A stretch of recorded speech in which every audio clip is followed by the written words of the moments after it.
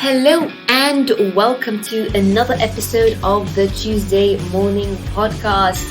How is everybody? And I hope everyone is doing well and somehow getting through the last few weeks of the year. I can't believe it's 2020 already. I didn't even know what episode number this is. That's how organized I've been in recording this. But today I have just had a chance to sit down. It's 7 p.m. now, and I was waiting to do this all day, but Radhika has been so hyper for some reason. I feel like Nishant has fed her something that he hasn't told me about. He's given her some sort of sugar because it seems like she is having some sort of sugar rush or some realization about the world around her, and she's getting really excited about, well, almost everything, even just putting her in front of a mirror. She starts laughing and giggling. It is really cute, but also really tiring because I don't want to bring her energy down. I want to keep it up there. I want to be just as excited as she is. So the whole day I've just been doing that. I've just managed to put her down and I've come upstairs to record. Hopefully I don't have to start and stop like I did on Friday. Friday was a difficult day. You know, getting your mobile phone repaired is the most cumbersome job you can ever have. And this is why I choose not to sort of entertain buying new phones, because the whole process of looking at which phone is the best, which one has the best specs, which one has the best camera, it's so cumbersome. It really gives me a big headache. I just feel like it sucks the life out of me. It sucks all the energy out of me. But anyway, here we are recording the Tuesday Morning Podcast. Friday's episode took me 4 hours to record. It was only half an hour, but it took me a full 4 hours just to get that in, because I was going in and out of the repair shop and I was taking care of Radhika as well. It was an absolute nightmare. I just wonder sometimes how I would sound if I had the energy. I don't know if I'd be any different. I don't know if I'd be a different person in terms of my energy, because it is, you know, we are in a pandemic, so I still wouldn't have that social contact and I still wouldn't be going out as much. So I don't think I would have that same sort of vivacious energy and enthusiasm as I probably did last year. I'm just not speaking to enough people. I'm really not. Even today, I got a phone call from some BBC journalist, I think it was. And before I used to get so excited to speak, and now it's just like, well, I get it, like, we're in a pandemic, you want to speak to doctors, but don't you think people are just fed up of listening to the same thing? I mean, everyone is talking about the pandemic getting over, or us being able to see our families, us being able to travel. It's become quite cumbersome now, and I just want to hear different news. I just want the world to be completely different, and we do have some sort of hope now that the vaccine is out. When the news came out last week, of course, our government, sorry, that's me yawning, man. It's 7 p.m. As I said, now it's like almost bedtime for me. But when these vaccines came out, I remember the government saying, oh, we want to put the British flag on the vials. And I just thought that was just so hilarious, because it was so stupid and so pathetic. They're still really trying to make it look as if they've come out of this winning, but the mess that they created a few months ago and the deaths is still something that rings in our heads all the time. I was talking to Nishant yesterday and I was saying, like, this time last year, I was walking down the roads of London and I was vomiting on the side roads because I was experiencing really bad pregnancy sickness.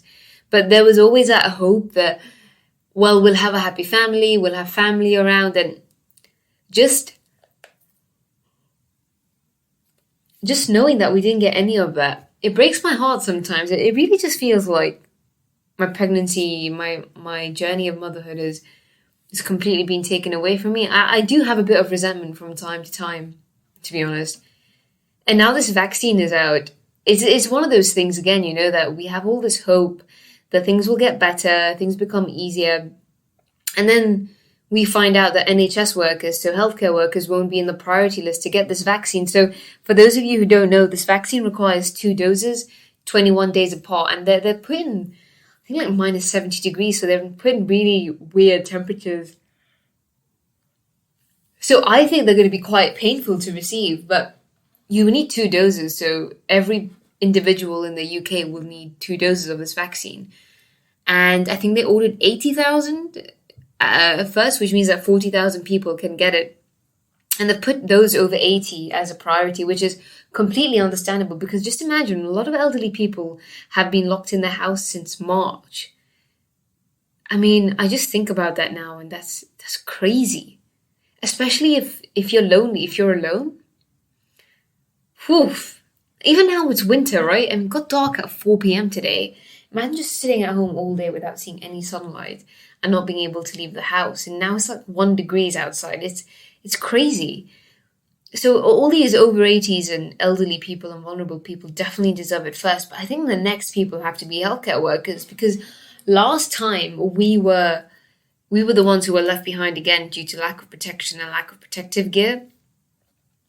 And to see again that we're left behind again is crazy. And then add on top of that, right, that a lot of these trials that happen in science, it seems like pregnant women and breastfeeding women are completely forgotten because there's nothing to show that it's safe to use in pregnancy or safe to use in breastfeeding women. So I'm just putting up the guidelines now on the government website, on the NHS website. So it says that they're not giving the vaccine to under 16s and they're not giving the vaccine to those who are pregnant and those who are breastfeeding. But what if you're a doctor who's pregnant or what if you're a doctor who's breastfeeding? You need some sort of protection. You need it.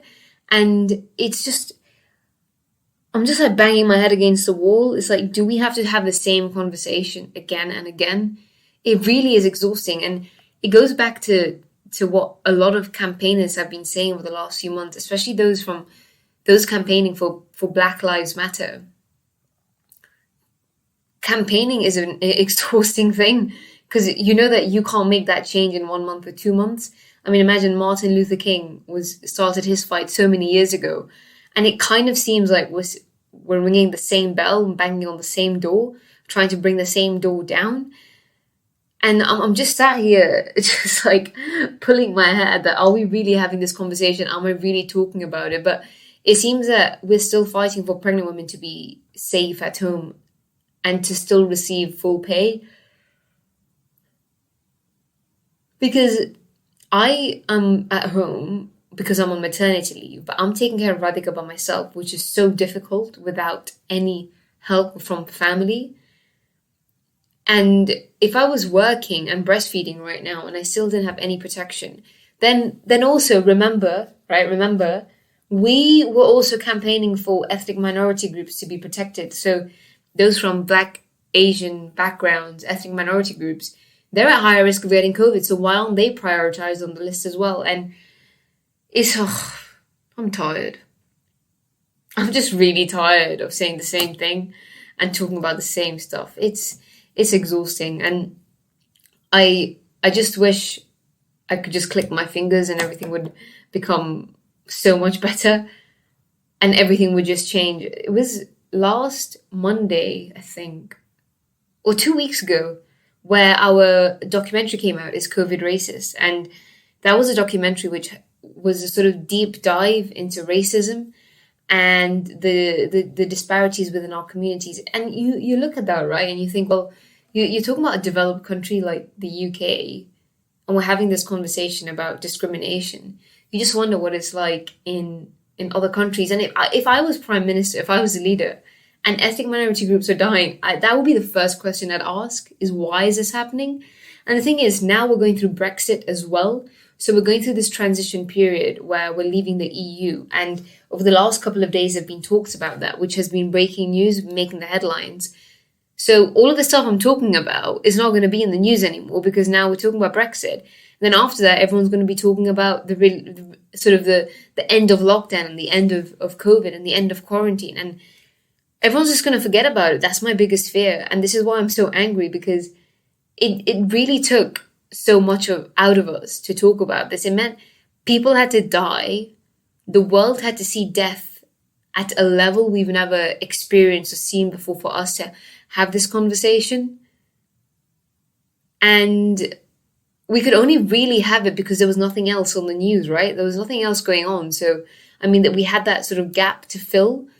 But now people are going to get distracted. People are not going to want to hear about it anymore. It's not that people are not going to want to hear about it. There will be people who don't want to talk about it because they're not interested. But there are also people who have this fatigue now, people who are just sort of fed up because the majority of people have either had COVID or have had family members who've had COVID. I just want to get on with their life. And to be honest, a part of me does too. A part of me does too. But another part of me doesn't want to get on with it because I still know that a lot of problems still haven't been solved in this world. And oh my God, sorry guys. I was just looking at this NHS thing and something just popped up on BBC saying couples breaking up because of COVID.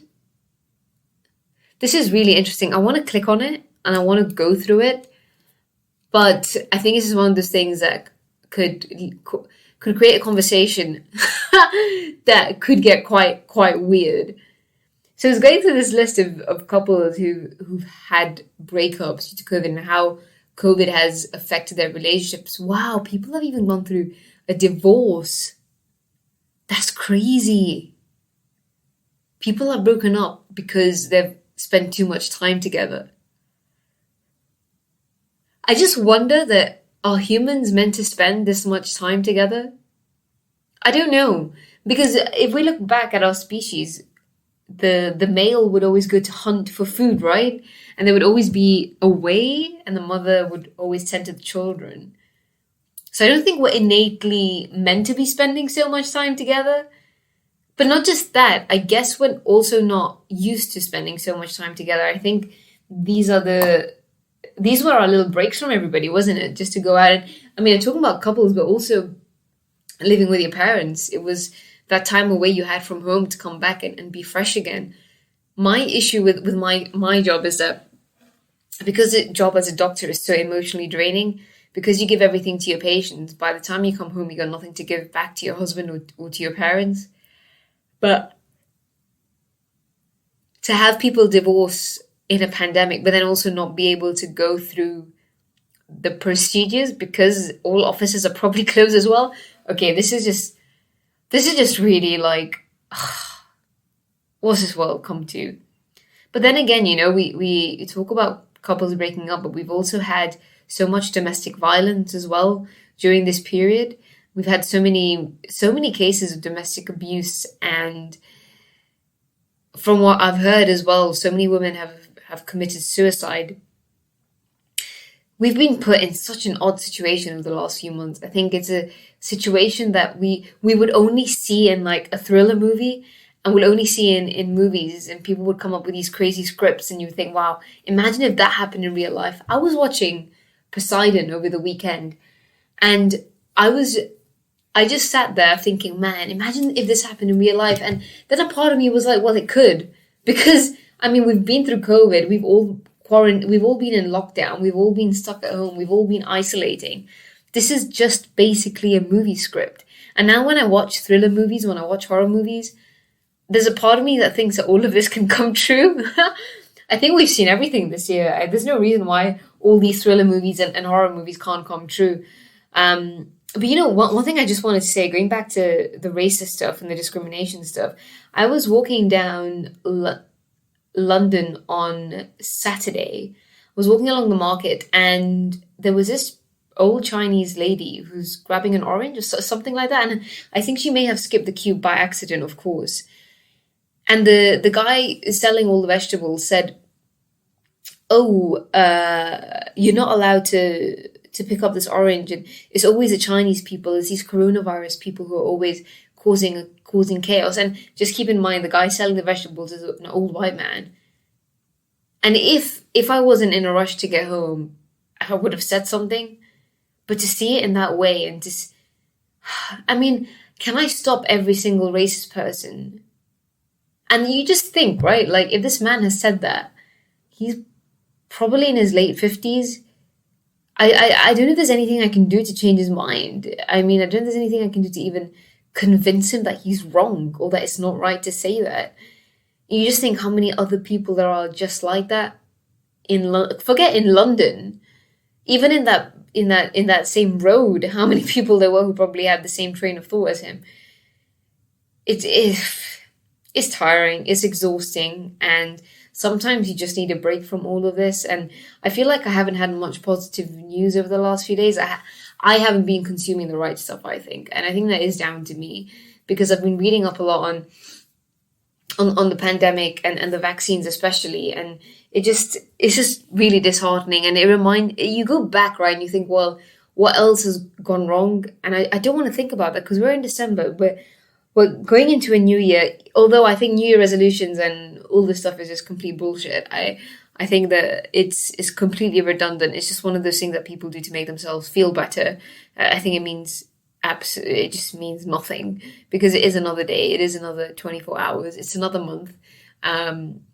Even birthdays, I'm just like, you're growing older. It's just part of the human body. It's part of who we are. Yeah. So before I, what am I even talking about? Anyway, I want to go through a few questions, because we've had some interesting dialogue over the last few weeks, and I have one question from one of the listeners from London, and she's a mother of 3, and on Friday I released my episode about weight loss, and she asked me how I did it. And a lot of you have asked me that question, and I don't think that's the right question. How did you do it? Because how I did it doesn't mean what will work for how you can do it. The question should be, what do I do to help myself? What can I do? And I think that a lot of us right now, especially with COVID, have had some time to take a step back from everything. But we're all operating at very high levels. We're all trying to do our full-time job, take care of our family, trying to do a side hustle, trying to work around our hobbies, trying to keep fit. We're all operating at a very different level. And I think that's when it gets difficult, because when you're already operating at such a high level, add to that your fitness and your health journey, it's not easy. I really sympathize with a lot of people, because it isn't. I found it very difficult. Now, my biggest challenge is maintaining it. But what I would say is that, forget weight loss, but just anything in your life, it's okay to get a mentor. It's okay to get someone to hold your hand and guide you. And it's okay to invest in that. It's something I did say on Friday's episode, that your investment is your health, and that's okay. We talk about investing in houses and property and cars, and all of that for me is quite redundant, because it doesn't really add much value to your personal development. And personal development is so important these days, especially when we're all trying to thrive in our societies, which are all revolved around trying to be the best, trying to be the best in our careers, in our fields. So yes, you can do it. How can you do it? That is down to you. Something that you need to look into, and it's something that I've already said. Obviously, I went through Juggy. I went through the Lean Indian Academy. There are so many other options. I'm laughing because I just had to stop there, and I just for the last 10 minutes just holding Radhika, because she just came up. Her dad Nishan couldn't calm her down properly, and he didn't want her to scream while I was recording, which is very considerate, but also it's just like, I left her for a good, literally 18 minutes, and she sat here with me now just looking at me, and her eyes just glimmer with so much like happiness when she sees me and she knows that she's close to me. It's adorable. It really is adorable. I recommend you get one of these as well. But yeah, going back to your answer, now that Radhika is with me, I guess we can answer a few more questions today. Going back to that, as I said, investing in yourself, there's nothing wrong in doing that. And find a mentor, find a coach. I mean, there's so many options available online for online coaching.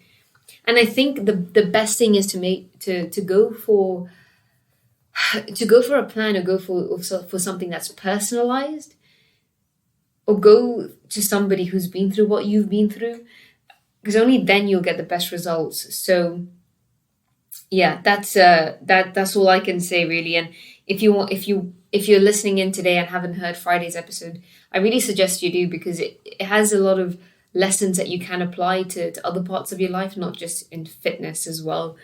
So thank you for your question, and also thank you for tuning in every week with me. I really appreciate your time. And next question is from, let's see, let me just open up my email. It's from Manchester. Oh, so we've got listeners in Manchester as well. That's great. So we have this person who doesn't want to be named, but they have said that they're feeling quite lonely.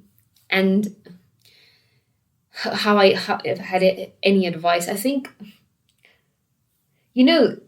one of the things that I learned, and one of the things I've learned to appreciate, is that books, movies, fantasy stories are so underrated in times like this.